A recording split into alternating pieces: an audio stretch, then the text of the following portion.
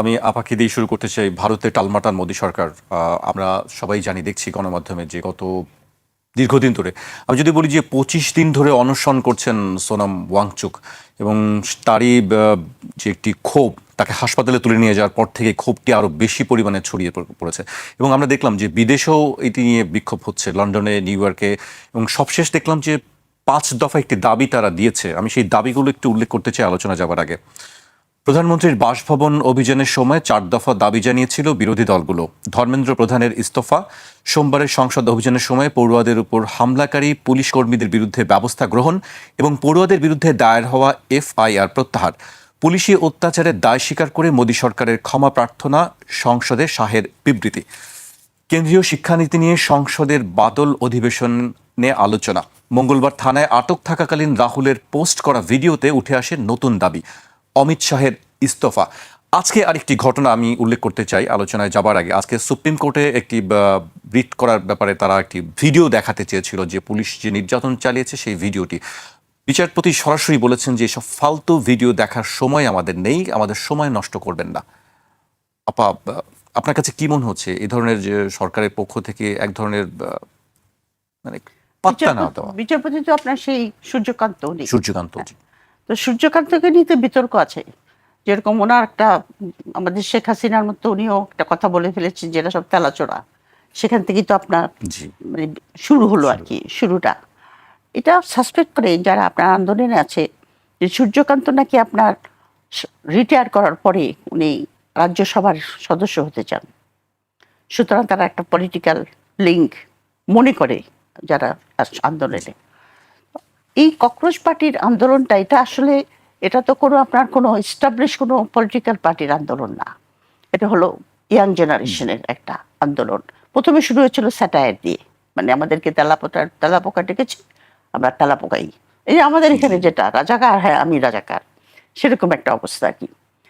তো এই যে ইয়াং জেনারেশন, যেটা অ্যাম্বাসেডর সাহেব বললেন, বাংলাদেশ বলেন, নেপাল বলেন, শ্রীলঙ্কা বলেন, সব জায়গায় কিন্তু আজকালকার যেটা আপনার তরুণ, তারা কিন্তু অনেক খবর রাখে, হাতে মোবাইল, তাছাড়া তাদের ইন্টারনেটের উপর অগাধ জ্ঞান আছে। তারা কিন্তু সব খবরাখবর রাখে, সরকার কি করছে সেখান থেকে শুরু করে বাইরের দুনিয়ার সমস্ত খবর রাখে। আর এই আন্দোলনটা, ককরোচদের এই আন্দোলনটা আপনার অনেকটা আমাদের দেশের আন্দোলনের সঙ্গে, যে ২৪শে জুলাইয়ের আন্দোলনের সঙ্গে অনেক দিক থেকে মিল আছে। কারণ তারা কিন্তু প্রথমে শুরু করেছিল আপনার ওই শিক্ষামন্ত্রীর পদত্যাগ, আর আপনার প্রশ্নপত্র ফাঁস, শিক্ষা ব্যবস্থার পরিবর্তন, সংস্কার করা, এটা নিয়ে। কিন্তু আলটিমেটলি আপনার দেখা যাচ্ছে যে এই জিনিসটা এই রূপটা নিয়েছে এই কারণে, যেটা আমাদের দেশে হয়েছে, যে তাদের অনেক আপনার পুঞ্জীভূত ক্ষোভ। সরকার, আমাদের ইন্ডিয়ান সরকার বলেন, আমাদের যে সরকার ছিল, বর্তমান সরকারের একটু মনে রাখা উচিত, কারণ এই ক্ষোভ কিন্তু পুঞ্জীবিত হয়, জমে থাকে, একটা বালুজের স্তূপের মতো হয়, তারপর ওখানে একটা ম্যাচবাতির কাঠি দিলেই বিস্ফোরণ হয়। আপনার ইন্ডিয়ান যারা শিক্ষিত ছেলে, তাদের আপনার চাকরি নেই। তারপরে আপনার তারা এটাও তারা খুব ভালো করে নোটিস করেছে, ইন্ডিয়াতে একটা বিশাল প্রিভিলেজ ক্লাস তৈরি হয়েছে, এই যে আদানি আম্বানির গ্রুপ, এবং একটা ফাঁক, একটা ভীষণ গ্যাপ গরিব এবং বড়লোকের ভিতরে, অপরচুনিটির অভাব, তাদের চাকরি বাকরি নাই। তারপরে আপনার তারা বাংলাদেশ, ইন্ডিয়ার ডেমোক্রেসির যে আপনার দ্রুত পতন হচ্ছে, সেটাও তারা নোটিস করেছে, যে বিরোধী মতকে দমন করার একটা টেন্ডেন্সি। এবং এই জিনিসটাও আমার মনে হয় এটা ওইভাবে তারা প্রকাশ করে নাই, কিন্তু ইয়াং জেনারেশন কিন্তু এটা বুঝতে পেরেছে যে মোদী সরকার ক্রমান্বয়ে একটা ফ্যাসিস্ট সরকারে পরিণত হতে যাচ্ছে। কারণ ফ্যাসিস্টদের যে সমস্ত আপনার ক্ষমতা কুক্ষি করার যে সমস্ত মানে কার্যকলাপ, অনেকগুলি কিন্তু মোদী সরকার করে ফেলেছে। মিডিয়াকে কন্ট্রোল করে, ইন্টেলেকচুয়ালদের মধ্যে পেনিট্রেশন আছে, অনেক ইন্টেলেকচুয়াল, সোশ্যাল মিডিয়া কন্ট্রোল করার চেষ্টা করা হয়েছে, এটাকে গদি মিডিয়া বলে। তারপরে ইন্টেলেকচুয়ালরা যারা আপনার এটার মতবিরোধী, তার এই হিন্দুত্ববাদী যে রাজনীতি, তারপরে ইন্ডিয়াকে যে হিন্দু মুসলিম একটা ডিভিশন করেছে, এটাও আমার মনে হয় ইয়াং জেনারেশন পছন্দ করে না, এক্সেপ্টিং যারা আপনার হিন্দুত্ববাদীর ওই যে RSS এই সমস্ত সংস্থার সংঘের আপনার সদস্য। দেখেন এই প্রশ্নপত্র ফাঁকের মধ্যে দিয়ে তারা কিন্তু বলছে যে একটা কোটারি তৈরি করার চেষ্টা করছে, যেটা ফ্যাসিস্টরা সবসময় করে। আমাদের দেশে করা হয়েছিল, আমরা মুক্তিযোদ্ধার ছেলে মেয়েরাই চাকরি পাবে, বাকিরা সব রাজাকারের ছেলে মেয়ে। হিটলারের কিন্তু ব্রাউন শার্ট ছিল, মুসলিম গেলে বার্লি ছিল, একটা কোটারি তৈরি করে। সেই কোটারিটা সেই সরকারকে রাখার জন্য যা করার তাই করে। এবং ওই আন্দোলনের মধ্যে কিছু কিছু ছেলেকে দেখা গেছে পুলিশের পোশাক নাই, কিন্তু ওদের হাতে লাঠি, এবং জিজ্ঞাসা করছে আন্দোলনকারীরা, তুম কোন হো, তুম কিধার সে আয়া, তো জবাব দিচ্ছে না, কিন্তু ওরা কিন্তু পুলিশের পোশাক পরে নাই। তো এই যে পুঞ্জীভূত রাগটা, তাদের ক্ষোভটা, যে ইন্ডিয়াকে কোথায় নিয়ে যাচ্ছে। আপনি চিন্তা করে দেখেন, যে ইন্ডিয়ার একদিন একটা ইমেজ ছিল সারা দুনিয়াতে, যে ইন্ডিয়া একটা সহনশীল জাতি, এখানে যুগ যুগ থেকে বিভিন্ন ধর্মের লোকরা এখানে এসেছে, থেকেছে শান্তিপূর্ণভাবে এক অন্যের পাশে, সেইখানে আপনার ইন্ডিয়ার ইমেজটা কোথায় নিয়ে গেছে আজকে চিন্তা করেন। প্রত্যেক দিন ইন্টারন্যাশনাল মিডিয়াতে আজকাল আইটির যুগে প্রত্যেক দিন দেখছে যে তারা মসজিদ ভাঙছে, তারা খ্রিস্টানদের চার্চ ভেঙে দিচ্ছে, তারা আপনার মাইনরিটি দিয়ে বাড়িঘর ভেঙে ফেলছে। তো ইন্ডিয়া এখন আপনার ইন্ডিয়ার যে আপনার একটা ইন্টারন্যাশনাল ইমেজ, সেটা কিন্তু একদম তলানিতে গিয়ে ঠেকেছে। আপনি দেখেন, এই যে ইরানের এত বড় যুদ্ধ হচ্ছে যে আমেরিকার সঙ্গে, এখানে কিন্তু ইন্ডিয়াকে কেউ ডাকে নাই যে তুমি আসো। একটা বিগ পাওয়ার স্ট্যাটাস মানে কি, আপনাকে মানে পাড়ার মাতব্বর কিন্তু লোকে ডাকে যে আপনি আসেন, আপনাকে আমরা চাই। তো এইগুলির থেকে একটা বিরাট ক্ষোভ থেকে এই আন্দোলনটা এই রূপটা নিয়েছে বলে আমার মনে হয়। আপা, আপনার কাছে আবার আমি হুমায়ুন কবির স্যারের কাছে আসতে চাইছি। আপনার কাছে কি মনে হচ্ছে আসলে বিষয়টি, যে তাদের এই যে আন্দোলনের কেন এত হালকা করে দেখা হচ্ছে মোদী সরকার, মানে এটি কি তারা বুঝতে পারছে না নাকি? ধন্যবাদ আপনাকে। আসলে পুরো দক্ষিণ এশিয়াতেই এখন এটা বোধহয় বলতে পারি যে একটা ক্ষমতার দম্ভ বা পাওয়ারের একটা অ্যারোগ্যান্স কিন্তু তৈরি হয়, দীর্ঘদিন ধরে থাকলে সেটা আরো বেশি বাড়ে। তো এই এই জিনিসটা দক্ষিণ এশিয়াতে বিভিন্ন দেশে হয়েছে, শ্রীলঙ্কা, বাংলাদেশ, নেপালও আমরা দেখেছি। ভারতেও কিন্তু সেই জিনিসটা তৈরি হয়েছে, এবং যেই কারণে যেটা হয় যে এখানে ক্ষমতার দুইটা চেহারা আমরা দেখছি, একটা প্রাতিষ্ঠানিক চেহারা আর একটা তো অপ্রাতিষ্ঠানিক চেহারা। এই প্রযুক্তির কারণে কিন্তু প্রাতিষ্ঠানিক চেহারা বা প্রাতিষ্ঠানিক শক্তিটা তার শাসন ক্ষমতাটাকে ব্যবহার করতে পারে, আর প্রযুক্তির কারণে তরুণ প্রজন্মের মধ্যে কিন্তু অপ্রাতিষ্ঠানিক শক্তিটা তৈরি হয়েছে। এবং তারা যখন সংগঠিত হয়ে যায় তখন কিন্তু আপনি একটা ইজিপ্ট পান, তারা যখন সংগঠিত হয় বাংলাদেশ পান, শ্রীলঙ্কা পান, নেপাল পান। এবং এখনও কিন্তু যেটা বলছিলেন যে দম্ভেরই প্রকাশ কিন্তু আপনি ককরোচ, যখন তেলাপোকা বলেন কাউকে, ছাড়পোকা বলেন কাউকে, এই শব্দগুলোর মধ্যে কিন্তু দিয়ে আপনার দম্ভের প্রকাশটা পায়। তো যখন এটা বলা হয়েছে, তরুণ প্রজন্ম কিন্তু এটাকে হালকাভাবে হিউম্যান হিসেবে এটাকে ব্যবহার করেছে। কিন্তু এর মধ্য দিয়ে যখন দেখা গেল যে এর সাথে তরুণ প্রজন্মের, যেটা আপা বলছিলেন সঠিক, তরুণ প্রজন্মের বিক্ষোভ, কারণ আমাদের অর্থনৈতিক কাঠামোটা সারা পৃথিবীরই 80 সালের পর থেকে, 1980 সালের পর থেকে আমরা এমন একটা অর্থনৈতিক কাঠামোতে বাস করছি যেখানে সমাজ বিভাজিত হয়ে যাচ্ছে, যেখানে জবলেস গ্রোথ হচ্ছে।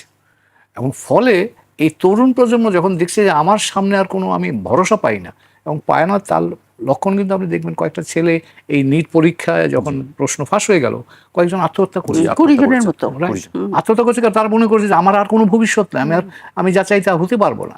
তো এই যে হতাশা, অর্ধাংশ জনসংখ্যার অর্ধেক মানুষ যখন তরুণ প্রজন্ম, তারা যখন হতাশায় ভোগে, তার সাথে এসে যোগ হয়েছে এই ককরোচ পার্টির এই হিউমার বা অনলাইন ভিত্তিক, তারা কিন্তু বেশিরভাগই অর্গানাইজ হচ্ছে ইনস্টাগ্রামের মাধ্যমে।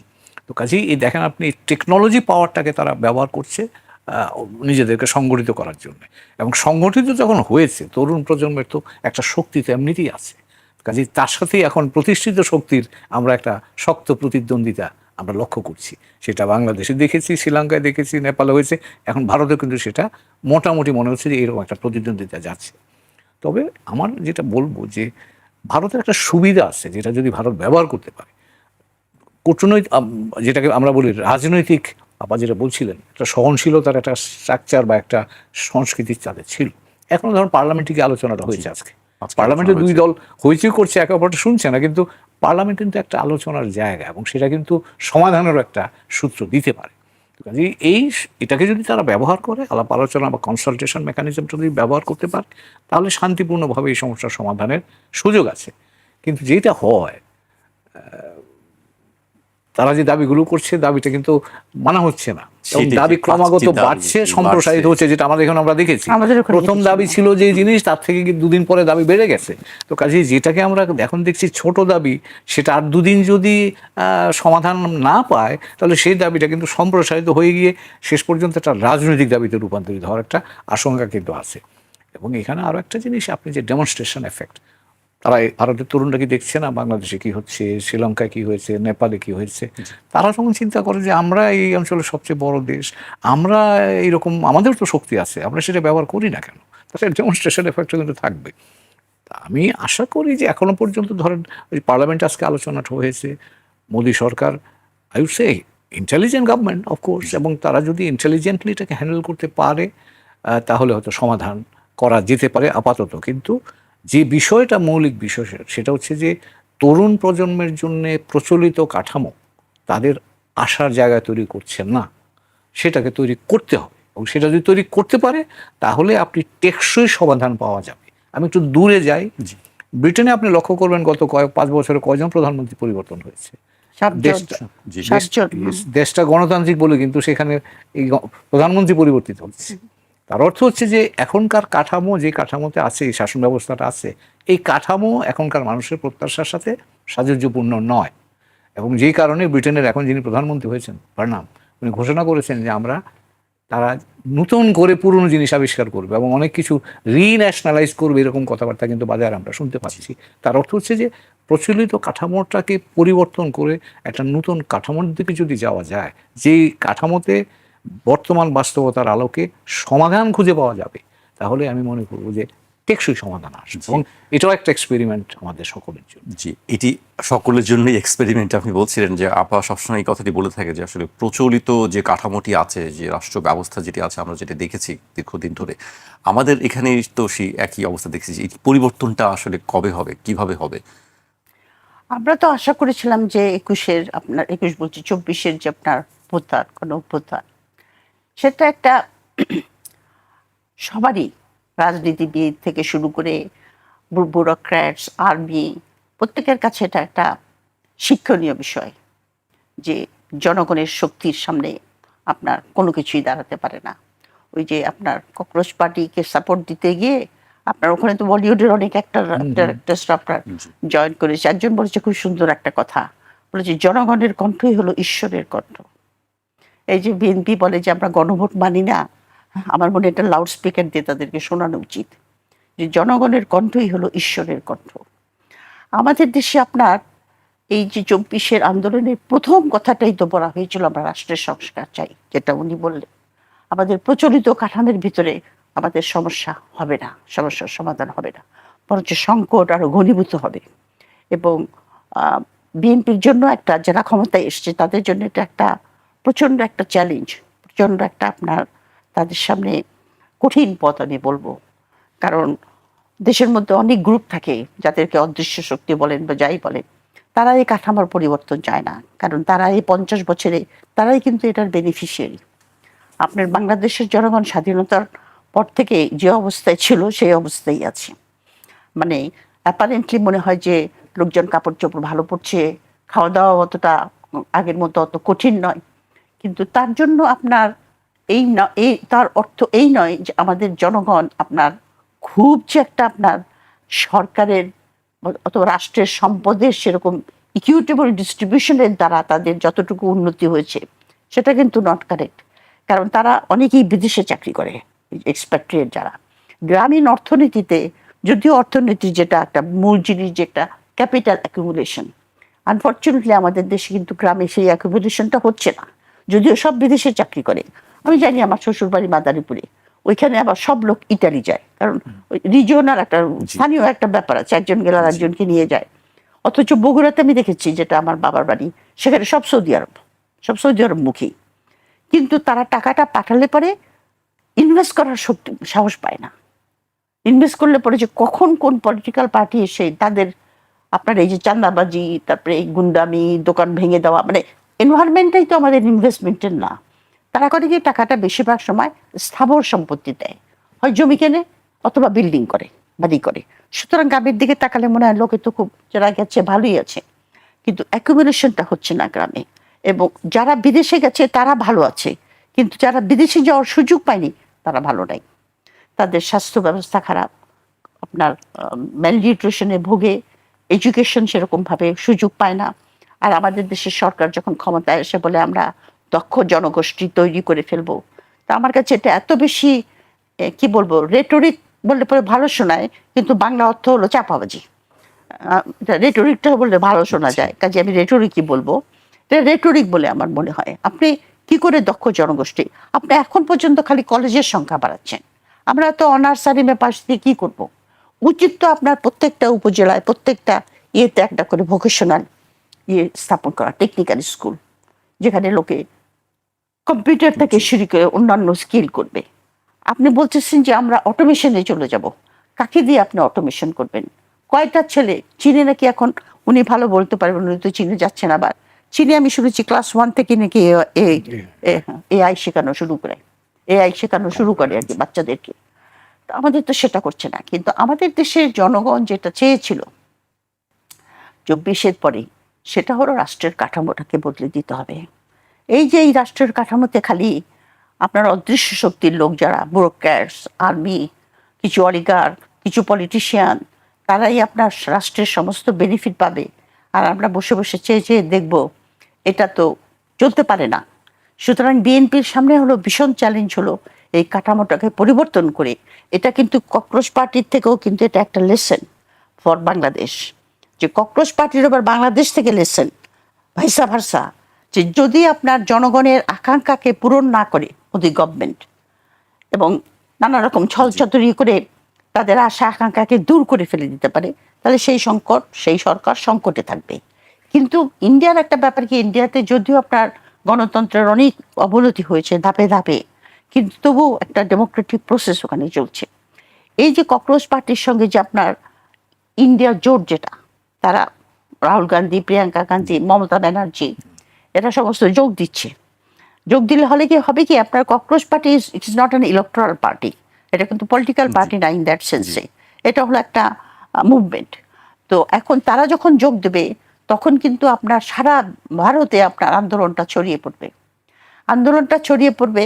কিন্তু যেটা উনি বললেন অ্যাম্বাসেডর সাহেব, যে ভারতে একটা মেকানিজম আছে, ডেমোক্রেটিক মেকানিজম, যে পার্লামেন্টে আলোচনা হবে, অথবা মোদি ফেস টু ফেস এই সমস্ত ছেলেদের সঙ্গে বসবে, তাদের আশা আকাঙ্ক্ষা পূরণ করার চেষ্টা করবে। এটা যদি উনি না করেন, এবং মোদি গভর্নমেন্টের কিন্তু কথাবার্তা কিন্তু খুবই, আপনার যেটা উনি বললেন, খুব দাম্ভিক। কারণ অমিত শাহ যেরকম আমাদেরকে বলেছে আমরা উইপোকা, আমাদেরকে সমুদ্রে ফেলে দিতে হবে, এটা তো কোনো লিডারের ভাষা হতে পারে না। আপনি কতখানি কন্টেম্পচুয়াস হলে, কতখানি মানুষকে নিচু দেখলে আপনি একটা রাষ্ট্রের লোকদেরকে বলেন যে তোমরা উইপোকা। সেরকম তেলাপোকা ডেকেছে তাদের নিজের দেশের লোক, সেই জন্য তারা দাঁড়িয়ে গেছে, আমরা দাঁড়াতে পারিনি সেভাবে। কিন্তু এটা একটা লেসন, যে মোদি গভর্নমেন্ট যদি এটাকে, আপনার আমার মনে হয় যদি উনি এটাকে শান্তিপূর্ণভাবে সলভ করার চেষ্টা না করেন, তাহলে এই আন্দোলনটা সারা ভারতে, অলরেডি আপনি বলেছেন ওয়েস্ট বেঙ্গলে ছড়িয়ে গেছে, তামিলনাড়ুতেও শুনলাম ছড়িয়েছে, তাহলে ওনার মিড টার্ম ইলেকশন দিতে হবে, আর একটা শান্তিপূর্ণ উপায়ে উনি যেতে পারেন। ইন্ডিয়াতে যেহেতু আপনার প্রতিষ্ঠানগুলি এখন পর্যন্ত সম্পূর্ণ ধসে পড়ে নাই, আর্মি অত পলিটিসাইজ না, আর্মি মোদির হয়ে গুলি চালাবে ছেলেদের উপরে, এটা আমি মনে করি না ইন্ডিয়ান আর্মি কোনোদিনও করবে। এটা আপনার এগেনস্ট ইন্ডিয়ানের যে আপনার ডক্ট্রিন, মিলিটারি ডক্ট্রিনের বিরুদ্ধে যাবে আর কি। তো সুতরাং তার জন্য পথ খোলা হচ্ছে সমঝোতা করা, কম্প্রোমাইজ করা। যদি না করে তাহলে তাকে ফোর্স করবে আপনার মিড টার্ম ইলেকশন দেওয়ার জন্য। আপনি কি বারবার একটি কথা বলছেন যে শিক্ষা নেওয়ার কথা বলছিলেন, লেসনের কথা বলছিলেন বারবার, কিন্তু আমরা দেখি যে শিক্ষা আমরা আসলে কেউই নেই না বা শিক্ষা নিতে পছন্দ করি না। ইতিহাসের শিক্ষাই কি এটা, যে ইতিহাসের শিক্ষা না নেয় ইতিহাসের শিক্ষা? যে সমস্ত জাতি আপনার ইতিহাসে দেখা গেছে, যে সমস্ত জাতি আপনার উন্নতি করেছে, তারা তো ইতিহাস থেকে শিক্ষা নিয়েছে। আর যারা মনে করে যে আমরা ইতিহাস থেকে শিক্ষা নেওয়ার কিছু নাই, আমরা সব কিছু ম্যানেজ করতে পারবো, তাদের ভাগ্য যেরকম আপনার আপনার অন্ধকারাচ্ছন্ন হয়, সেই জাতীয় ভাগ্য সেরকম অন্ধকারাচ্ছন্ন হয়। আপনি শিক্ষাটা কোথায় নিয়েছে? আপনি দেখেন স্থানীয় সরকার ইলেকশন আসবে আপনার সামনে, অক্টোবর মাসে বোধহয়, তাই না? অক্টোবর মাসে আপনি তো ঘুরে এসছেন ওই সব জায়গায়। আপনি চিন্তা করেন প্রশাসক যারা, এই যে সিটি কর্পোরেশন, তারা নাকি আপনার ক্যান্ডিডেট হতে পারবে খালি আপনার মনোনয়নপত্র জমা দেওয়ার আগে রিজাইন দিলেই হবে।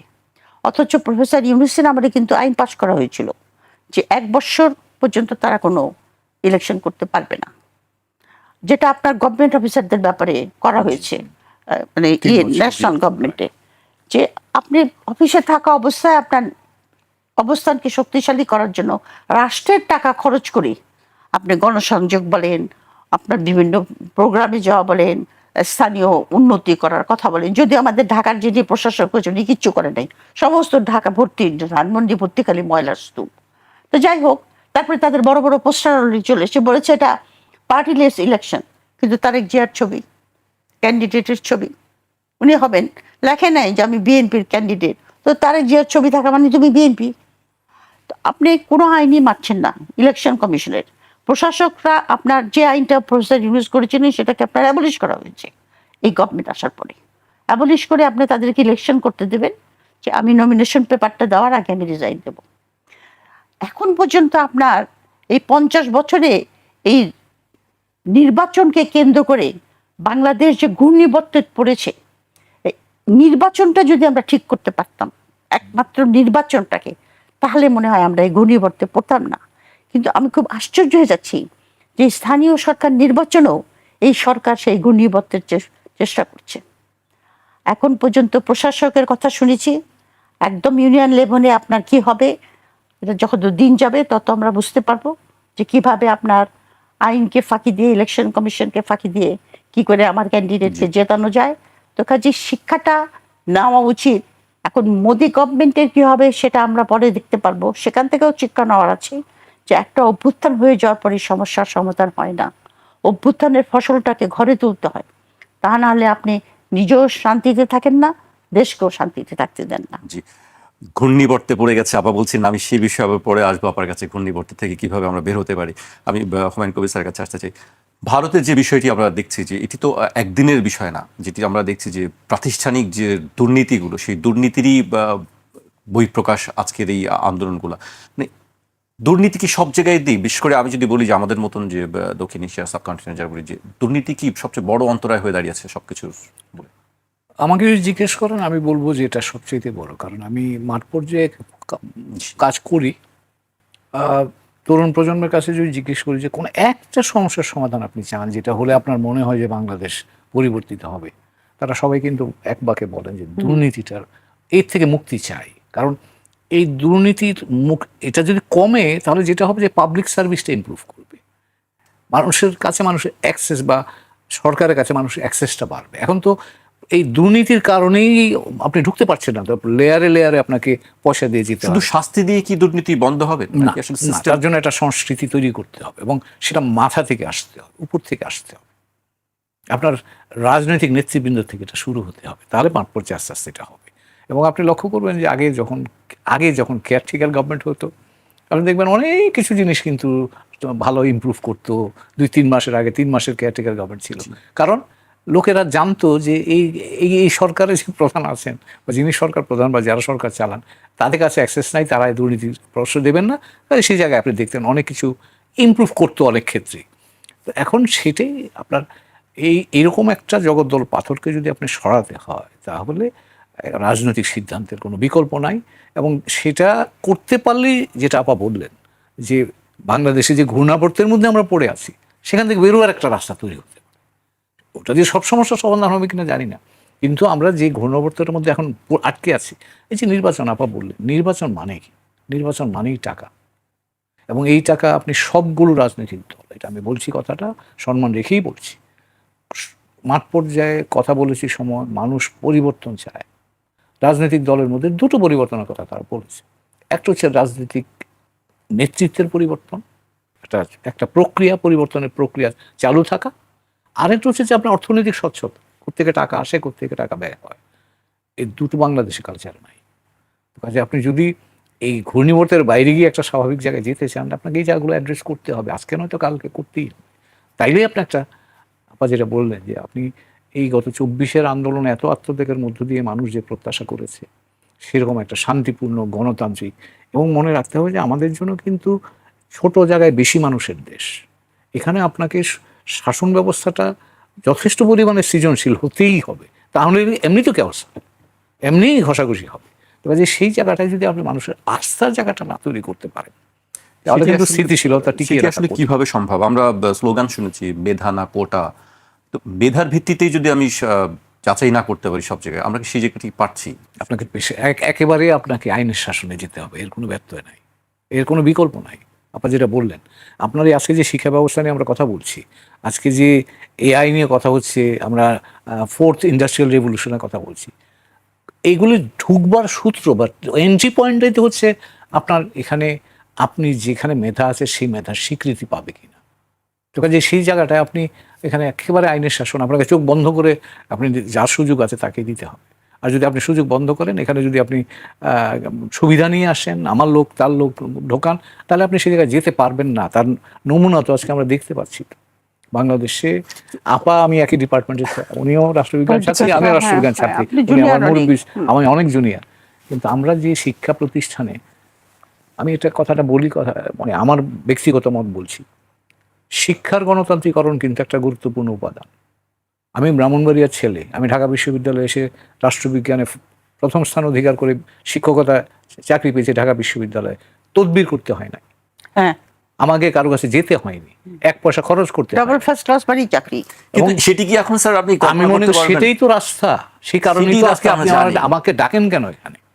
আমাকে ডাকেন ওই কারণে যে আমি ব্রাহ্মণবাড়িয়ার ছেলে কি বগুড়ার ছেলে মেয়ে, বা আমি যেখানেই হই না কেন, আমার যেটুকু আছে সেটুকু প্রকাশ করার সুযোগ ছিল বলেই তো আজকে আমি ঢাকা বিশ্ববিদ্যালয়ে পড়াশোনা করে আসতে পেরেছি, ঢাকা বিশ্ববিদ্যালয়ে শিক্ষকতা করার সুযোগ পেয়েছি, ফরেন সার্ভিসে চাকরি করার সুযোগ পেয়েছি বলেই তো আপনি আমাকে ডাকেন আজকে। আপনি তো এছাড়া তো আমার এখানে আসবার কোনো সুযোগ কোটা বা কোনো কোটা বা আমি তো সেই কাজেই আপনাকে ওই জায়গায় যেতে হবে, সুযোগটা তৈরি করতে হবে। এটাকে আমি বলি শিক্ষার গণতান্ত্রিকরণ।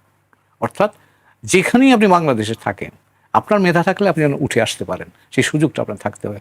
আজকে আমরা এই ফুটবল চ্যাম্পিয়নে যে ছেলেটাকে নিয়ে বেশি কথা বলছি না, ইয়ামাল বলে কথাটা, ইয়ামাল বলে ছেলেটা দেখেন দেখে কোথেকে আসছে সেই ছেলেটা, কেন আসলো? ওই ব্যবস্থা আছে বলেই সে ওখান থেকে উঠে আসতে পেরেছে। যদি তার গায়ের রং, তার বাবা মার পরিচয় নিয়ে চিন্তা করা হতো, তাহলে তার কোনদিন সুযোগ আসতো না। তো কাজেই এখানেও কি একই যুক্তি প্রযোজ্য। আপনি যদি বাংলাদেশে মেধার বিকাশ চান, তাহলে আপনাকে শিক্ষা গণতান্ত্রিক করতে হবে। তার অর্থ হচ্ছে মেধা যেখানেই থাকুক বাংলাদেশে, তার উঠবার রাস্তা সোজা থাকতে হবে, তার সুযোগ থাকতে হবে, তবেই আপনি একটা মেধাভিত্তিক সমাজে যেতে পারবেন। তো আপা, ইরান যুদ্ধের দিকে একটু দৃষ্টি দিতে চাই। আমরা আজকে না, গত কয়েকদিন ধরে গণমাধ্যমের কিছু খবর দেখছি যে খরচ সামাল দিতে বা কুলিয়ে উঠতে যুক্তরাষ্ট্রে খুব টালমাটাল অবস্থা। আমরা একটি উল্লেখ করি আমি কিছু তথ্য। ইরান যুদ্ধে যুক্তরাষ্ট্রের খরচ এ পর্যন্ত $3,750 কোটি পৌঁছেছে। যুক্তরাষ্ট্রের প্রতিরক্ষামন্ত্রী পিট হেগসেথ এই তথ্য জানিয়েছেন। ইরানে নতুন করে ভারী বোমাবর্ষণ শুরুর পর প্রথমবারের মতো তিনি কংগ্রেসের আইন প্রণেতাদের মুখোমুখি হন। মূলত অজনপ্রিয় যুদ্ধ চালিয়ে নিতে জরুরি তহবিল চাইতে সেখানে গিয়েছিলেন তিনি। তবে পেন্টাগন কিভাবে এই হিসাব করছে তা স্পষ্ট নয়। গত মার্চে একটি সূত্র রয়টার্সকে জানিয়েছিল, ট্রাম্প প্রশাসনের হিসাব অনুযায়ী যুদ্ধের প্রথম 6 দিনে কমপক্ষে $1,130 কোটি খরচ হয়েছিল। খরচ টানাটা একটি তাদের জন্য খুব কঠিন হয়ে দাঁড়িয়েছে। যুক্তরাষ্ট্র কি করবে আসলে? কৌশল কি পাল্টাবে না কি, কোন দিকে যাবে মনে হয়? যুক্তরাষ্ট্রের হয়েছে কি, আপনার যে কথাটা আপনি বললেন যে খরচের ব্যাপার, এটা তো আমি যেটা পড়েছি কাগজে, রিসেন্টলি এসেছে, আপনার প্রতিরক্ষা বিলটাকে আটকে দিয়েছে ডেমোক্রেটরা সিনেটে। তারা বলেছে যে আমরা এখানে আর পয়সা খরচ করব না, কারণ আমেরিকানরা যারা সেন্সেবল, মানে ট্রাম্পের মতো ওরকম ইগোটিস্টিক্যাল না, তারা জানে যে এই যুদ্ধে তারা জিততে পারবে না।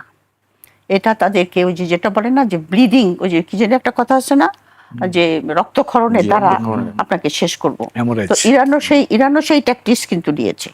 ইরানও কিন্তু আপনার নতুন করে হামলা করে না, হামলার জবাব দেয়। তার মানে হলো যে তারা খুব কেয়ারফুল অ্যাবাউট তাদের ওই কি বলে ওটাকে, ককটেল তো নাকি মিসাইল, ড্রোন, এই সমস্ত খরচ করার ব্যাপারে খুব কেয়ারফুল তারা। কিন্তু যুক্তরাষ্ট্রের হচ্ছে কি এটা তাদের একটা প্রেস্টিজের ব্যাপার হয়ে গেছে যে এখান থেকে যদি, তবে এটা যুক্তরাষ্ট্রকে আসলে ইরানের যুদ্ধে তারা জিততে পারবে না, কারণ ইরানের হাতে যে ব্রহ্মাস্ত্রটা আছে, যে হরমুজ প্রণালী, আজকে আবার হুতিরা বলেছে যে আমরা সৌদি আরবের আটকে দেব। আপনি এখন যদি ওইখানে হুতি এবং ইরানিয়ানরা মিলে, তাহলে আপনার তেলের দাম কোথায় পৌঁছাবে চিন্তা করেন। আমাদের দেশে তো অলরেডি আমি দেখলাম গ্যাসের জন্য লাইন একটু শুরু হয়ে সংকট আমরা গেছে। দেখেছি। হ্যাঁ, লাইন শুরু হয়ে গেছে ঢাকাতে এবং ঢাকার বাইরেও। ঢাকার বাইরে, এবং তার সঙ্গে সঙ্গে জিনিসপত্রের দাম চিন্তা করেন। অলরেডি এই অতিবৃষ্টিতে কিন্তু আমাদের জিনিসপত্রের আপা বাজারে গিয়ে দেখলাম 100 টাকার নিচে কোনো সবজি কোনো নেই। সবজি নাই, সেটা মানে একদম মানে সস্তা সবজি যেটা, আজকের কথাই বলছি। হ্যাঁ 100 টাকার নিচে কোনো সবজি নেই। ফলমূল তো হাত দেওয়া যাচ্ছে না এখানে। আমাদের দেশি ফলগুলির দামও আপনার অনেক। আকাশ ছোঁয়া করে দিয়েছে। তো আমাদের মতো দেশের ইকোনমি, যেখানে ইকোনমি এখন পর্যন্ত উঠে দাঁড়াতেই পারে নাই, সেখানে আমাদের কি অবস্থা হবে চিন্তা করেন। তো ইরানের আপনার ব্যাপারটা হলো কি, যে এই যুদ্ধটা আপনার সহসা থামবে না। এটা কিন্তু আপনার ওই ইউক্রেনে যে যুদ্ধ চলছে আমরা কিন্তু এখন ভুলে গেছি, কিন্তু ওখানে কিন্তু এখনো চলছে, এখনো চলছে। এরকম হবে ইরানের অবস্থা, ইরান আর আমেরিকার, ইসরায়েলের। ওই থামবে আবার করবে, থামবে আমাদের আবার অবস্থাও করবে। তো এটার একটি প্রভাব পড়বে না, আমাদের অবস্থা তো বলবে যে আমাদের দেশে একটা, হরমুজ প্রণালী যদি বন্ধই থাকে বা যদি স্বাভাবিক গতি পথ যদি না থাকে, সেক্ষেত্রে এটির প্রভাব তো আসলে সব জায়গাতেই পড়বে। না এটা আমাদের ইরান তো বলেছে যে আমাদের জাহাজকে আসতে দেবে, কিন্তু আসতে দিলেও তেলের দাম তো বাড়বে। দাম তো পারবে। হ্যাঁ, দাম বাড়লে পরে হয় না, আমাদের দেশে একটা কথা আছে না, মরার উপরে খাড়ার গা। তো সে আমাদের অবস্থা তাই হবে। আমাদের ইকোনমি তো এখন পর্যন্ত এই গভর্নমেন্ট আসার পরে সেরকম কোনো মাইক্রো ইকোনমির কথা বাদ দেন, ম্যাক্রো ইকোনমিতে তো আমি সেরকম কোনো টেন্ডেন্সি দেখছি না আপওয়ার্ড ট্রেন্ডের। আপনার তার উপরে যদি আপনার তেলের দাম বৃদ্ধির সঙ্গে সঙ্গে এখানে আনরেস্ট হবে, তো বাংলাদেশে আনরেস্ট হবে। তো আমি সেই জন্যই বলছি যে বিএনপি সরকারের সামনে কিন্তু পথটা খুব কুসুমাকীর্ণ না, যেটা প্রাইম মিনিস্টার বলছেন এই চেয়ারটা খুব গরম, চেয়ারটা সত্যিই গরম। কারণ কি, আপনার এখানে যদি সবাইকে নিয়ে না চলে বিএনপি, মানে জনগণের আশাকাঙ্ক্ষা যদি ধারণ না করে, যদি আপনার তারা মনে করে আমরা কথার ছলছাতুরি দিয়ে আমরা দেখেন, আপনার আমি প্রশাসনের কথাটা বললাম, তারপরে পার্লামেন্টে আপনার আইন পাশ করতেছে without going through the proper, আপনি দেখেছেন তো, আপনার এটাকে স্থায়ী কমিটিতে পাঠাতে হয়, সেখান থেকে যাচাই বাছাই কমিটিতে যেতে হয় কোনো বিল, সেখানে যাচাই বাছাই হওয়ার পরে পার্লামেন্টে আসে, সেটা নিয়ে ডিবেট হয়, তারপরে আপনার বিল পাস হয়। কিচ্ছু মানছে না তারা। ওই অপোজিশন আপনার যদি দেয় না, মানে ডিসএগ্রি করে, করে, মানছে না কিছু। মানে এটা হলো কি, 2/3 পাওয়ার পরে আপনার যেটাকে আমরা বলি সংসদীয় স্বৈরতন্ত্র, সেই দিকে বিএনপি যাওয়ার চেষ্টা করছে। But this is not the time. Bangladesh কিন্তু অত্যন্ত একটা ভঙ্গুর অবস্থায় আছে, উনি ভালো বলতে পারবেন আমার চাইতে। জিওপলিটিক্যাল সিচুয়েশন থেকে শুরু করে বিশ্ব ব্যবস্থা যেটা অলরেডি ভেঙে যাচ্ছে, নতুন বিশ্ব ব্যবস্থা আছে, সেই কনটেক্সটে বাংলাদেশের কি করা উচিত, বহু বড় বড় সমস্যা আমাদের সামনে আছে। এখন আমি ক্ষমতায় থাকবো, সেজন্য আপনার প্রশাসককে আবার জিতিয়ে আনতে হবে আমার দলীয় লোককে, অথবা আমি অপোজিশনের কোনো কথাই শুনবো না, আমি সংসদীয় গণতন্ত্রের যে সমস্ত নিয়ম কানুন আইন কিছুই মানবো না, তাহলে আমরা জনগণ একটা পর্যায়ে তো যে ককরোচ পার্টির মতো রাস্তায় নামবে, সেভাবে নামবে। সুতরাং শিক্ষাটা নেওয়াটা সবচেয়ে জরুরি। কেউ শেখে দেখে, কেউ শেখে থেকে। এখন আমরা যদি দেখে না শিখি, তাহলে থেকে শিখতে হবে, মানে আবার জনগণ রাস্তায় নামবে এই ককরোচ পার্টির মতো। আপনি তো ঘুরে এসেছেন, আপনি বললেন না যে ইয়াংদের মধ্যে হতাশা, এই হতাশার কিন্তু বিস্ফোরণ ঘটবে ভাই। কারণ তারা যেটা একটা আশা নিয়ে তো এতগুলি লোক মারা গেছে, এতগুলি বাচ্চা ছেলে মারা গেছে, কত ছেলে আপনার ক্রিপেল হয়ে পড়ে আছে, আপনি জুলাইকে ধারণই করতে চাচ্ছেন না। এটা কিরকম কথা? এখন আমাকে হয়তো বলবে যে আপনি আমাদের এগেনস্টে কথা বলছেন। আমি কারো এগেনস্টে কথা বলছি না, আমি যেটা বলছি সেটা রিয়েলিটির কথা বলছি, যে এই হলো আমাদের পলিটিক্যাল যারা ক্ষমতায় আছে তাদের সামনে তাদের এই সমস্ত চ্যালেঞ্জ মোকাবেলা করার জন্য তাদের সবাইকে একসঙ্গে নিয়ে চলতে হবে। সবচেয়ে বড় কথা হলো তাদের গণভোটের রায়কে মেনে নিতে হবে। আইনের দোহাই দিয়ে, আপনি তো গণভোটে অংশ নিয়েছেন, আপনি তো বলেন নাই আমি গণভোটে অংশ নেব না কারণ এটা বেআইনি, তো বলেছেন না যে আমরা নির্বাচন পাওয়ার জন্য এটা করেছি, তো এটা তো জাতির সঙ্গে একটা প্রতারণামূলক কথা। আপনার গণভোটের যেটা কথা, ওই যে বলিউডের অ্যাক্টর বলেছে যে জনগণের কণ্ঠই হলো ঈশ্বরের কণ্ঠ, আপনার গণভোটের রায়কে মেনে নিতে হবে। ব্রিটেনের মতো লোক যে দেশে, যেখানে আপনার parliamentary সভারেনিটি is an well established fact, কারণ ব্রিটেনের সংবিধানই আপনার পার্লামেন্ট থেকে তৈরি হয়েছে, বিভিন্ন স্ট্যাটু দ্বারা, কনভেনশন দিস দ্বারা, যেহেতু ব্রিটেন কনস্টিটিউশন নাই, তারাও কিন্তু গণভোটের রায়কে মেনে নেয়। আইনগত বাধ্যবাধকতা কথা নাই, কিন্তু মেনে নেয় কিসের জন্য? যে আপনার কনস্টিটিউশনাল স্পিরিট যেটাকে বলে ডেমোক্রেসি। আমাদের কনস্টিটিউশন স্পিরিটটা কি? উই ওয়ান্ট গণতন্ত্র ইন দ্য রিয়েল সেন্স। সেটাকে আপনি ইগনোর করতে পারেন না। আমি শেষ পর্যায়ে চলে এসেছি, একেবারে শেষ করবো হুমায়ুন কবির স্যারকে দিয়ে। যুক্তরাষ্ট্র নিয়ে কথা বলছিলাম আমরা। যুক্তরাষ্ট্র আসলে কি তার কৌশল পরিবর্তন করবে কি মনে হয় আপনার কাছে? কি করবে আসলে? হরমুজ প্রণালীর নিয়ন্ত্রণ সে নিতে পারছে না, ইরানের হাতেই আছে, বোম্বিং করেও কোনো কাজ হচ্ছে না, মানে তারা তো একটা এমওইউ তারা করেছে, কিন্তু ইরান এবং সেটিও তো মার্কিন যুক্তরাষ্ট্রের মধ্যে একটা এমইউ আছে। তো এমইউটা হচ্ছে একটা ফ্রেমওয়ার্ক। তারপরে এই এমওইউটার ভিত্তিতে 60 দিন আলোচনার মাধ্যমে সাবস্ট্যান্টিভ ইস্যুসগুলো যেগুলো আছে সেগুলো তারা অ্যাড্রেস করবে। এই ছিল আয়োজনটা। তো এখন এমইউর 5 নম্বর ধারা, যেটা হরমুজ প্রণালীকে নিয়ন্ত্রণ করবে, সেটা নিয়ে কিন্তু ডিফারেন্ট ইন্টারপ্রিটেশনের কারণেই এখনকার জটিলতা তৈরি হয়েছে। ওখানে বলা আছে ইরান উইল ম্যানেজ, এটাকে অ্যারেঞ্জমেন্টটা করবে। তো কাজে সেটাই তারা ইরান ধরে নিয়েছিল এবং সেটাই তারা চেষ্টা করছিল। এবং ইরান কিন্তু একটা রুট ইরানের সীমান্তের কাছে দিয়ে ওরা একটা চিহ্নিত জায়গা করে দিয়েছিল যে এখান দিয়ে জাহাজ চলাচল করবে। এই এমওইউটা সাইন করার পরে যেটুকু আন্তর্জাতিকভাবে এটা শোনা যাচ্ছে, মার্কিন যুক্তরাষ্ট্র চেষ্টা করছিল ওমানের পাশ দিয়ে আরেকটা, অর্থাৎ ইরান উত্তরে ওমান দক্ষিণে, ওখান দিয়ে আরেকটা অল্টারনেটিভ রুট তারা করে ইরানের এটাকে অ্যাভয়েড করতে পারে কিনা। ইরান তাতে রাজি না এবং সেই কারণেই জাহাজ গেলেই ওখানে ইরান ওকে মিসাইল মেরে দেয়। সেটা যে কোনো ভেসেল হলেই করে। এবং তার পাল্টা হিসেবে আমেরিকানটাকে বম্ব করে। তো ওরা আমেরিকানরা বম্ব করলে ইরানিরা আবার আমেরিকান বেস বিভিন্ন উপসাগরীয় দেশগুলোতে যেগুলো আছে সেখানে বম্ব করে। তো এখন এই আবার যেটা বললেন, এটা একটা সম্ভাবনা যে এটা এরকম থামবে আবার চলবে, যুদ্ধ চলতে থাকবে এরকম, কখন থামবে কখনো চলবে। তবে যদি আমরা একটা টেকসই বা একটা শান্তিপূর্ণ অবস্থা চাই ওখানে ফেরত, কারণ এখানে আপনি লক্ষ্য করবেন যুদ্ধটা কিন্তু খালি ইরান এবং মার্কিন যুক্তরাষ্ট্রকে এফেক্ট করছে তা নয়, পুরো উপসাগরীয় অঞ্চল কিন্তু বন্দী হয়ে আছে। জি, পুরো উপসাগরীয় অঞ্চল। ডেমোক্রেটরা ক্ষমতা আসলে কি এই ধরনের অবস্থা কি পরিবর্তন হতে পারে কি? এই মুহূর্তে তাদের ক্ষমতায় আসবার মানে সুযোগ নাই। মিড টার্ম ইলেকশন, এবং এটা অনেকে বলেন, জানি না আমি এটা কতটা সত্যি, যে ইরানের স্ট্র্যাটেজিটা হচ্ছে, মার্কিনীদের কোনো স্ট্র্যাটেজি নাই কিন্তু এই যুদ্ধের ব্যাপারে, এটা মার্কিনীরাই বলে যে ট্রাম্প প্রশাসনের কোনো কৌশল নাই এখানে। উইদাউট এনি স্ট্র্যাটেজি তারা ওখানে গিয়ে আক্রমণ শুরু করেছে এবং সেই কারণেই এখনকার এই জটিলতায় পড়েছে, বেরোতে পারছে না এখান থেকে। ইরানের স্ট্র্যাটেজিটা অনেকে বলছেন যে ইরান চাচ্ছে এটাকে ঠেলতে ঠেলতে নিয়ে গিয়ে মিড টার্ম পর্যন্ত নিয়ে যেতে, যাতে করে রিপাবলিকান পার্টি এবং ট্রাম্প প্রশাসন এটা হেরে যায় মিড টার্মে। হেরে যদি যায়, ডেমোক্রেটরা যদি কংগ্রেসের দুই কক্ষই তারা পায়, তাহলে যেটা হবে ট্রাম্প প্রশাসনের তখন জটিলতা তৈরি হবে। আপা যেটা বলছিলেন, তারা টাকা পয়সা বন্ধ করে দিতে পারে, ইনকোয়ারি করতে পারে, অর্থাৎ ট্রাম্প প্রশাসনের জন্য, ট্রাম্পের জন্য একটা বিরাট জটিলতা তারা তৈরি করতে পারে। এটা একটা পলিটিক্যাল কস্ট কিন্তু হতে পারে। এবং এখন তো মানুষ এটা ভুলে গেছে, অনেকদিন আগে 1980 সালে কিন্তু ইরান তাদের বিপ্লবের পরপরই কার্টারের বিরুদ্ধে কিন্তু এই অস্ত্রটা ব্যবহার করেছিল, এবং যে কারণে রিগান জিতেছিলেন। এই ইরান এমন একটা, ইরানের সাথে তখন সংঘাত তখনই শুরু হয়েছে।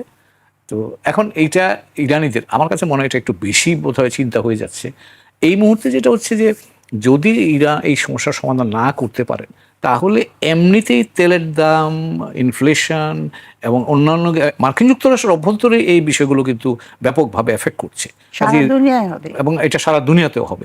কাজে সেই অবস্থাতে প্রেসিডেন্ট ট্রাম্পের জন্য পলিটিক্যালি এটাকে কতটা ক্যারি করা সম্ভব, কতদিন তিনি এই বোঝাটা নিয়ে যেতে পারবেন, এটা একটা বড় প্রশ্ন আছে। তো শেষ পর্যন্ত কনক্লুশন কি হতে পারে, সেটা হতে পারে যে যুদ্ধ না করে আবার সেই এমওইউতে ফেরত আসা, এবং সেই ভিত্তিতে আবার আলোচনা, যেটা 60 দিনের প্রস্তাবিত আলোচনা, হয়তো সেটা দীর্ঘায়িত হতে পারে, সে আলোচনায় ফেরত যাওয়া। এর কোনো বিকল্প আর এখন এই মুহূর্তে মনে হয় মার্কিন প্রশাসন। ট্রাম্প কি সেটি করবেন বলে আপনার কাছে মনে হয়? বাধ্য হয়ে করবে ট্রাম্প তো ধরে না, বাধ্য হয়ে করবে, বাধ্য, এবং যেটা মিড টার্ম ইলেকশনে হেরে গেলে বাধ্য হয়ে যাবে। ঠিক অতদূর যাওয়া লাগবে না। মিড টার্মে হেরে যাওয়ার আশঙ্কা তৈরি হলেই উনি হয়তো সেই জায়গায় যুদ্ধটা থামিয়ে এমওইউতে ফেরত আসার চিন্তা করবেন।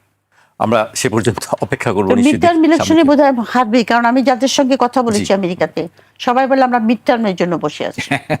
গণতান্ত্রিক প্রক্রিয়া দিয়ে আমরা সেটি দেখার জন্য অপেক্ষা করছি আসলে কোন দিকে রাজনীতির গতি প্রকৃতি যায়। আজকে আমাকে এখানে শেষ করতে হচ্ছে। আপনাদের দুজনকে অনেক ধন্যবাদ আমাদেরকে সময় দেওয়ার জন্য।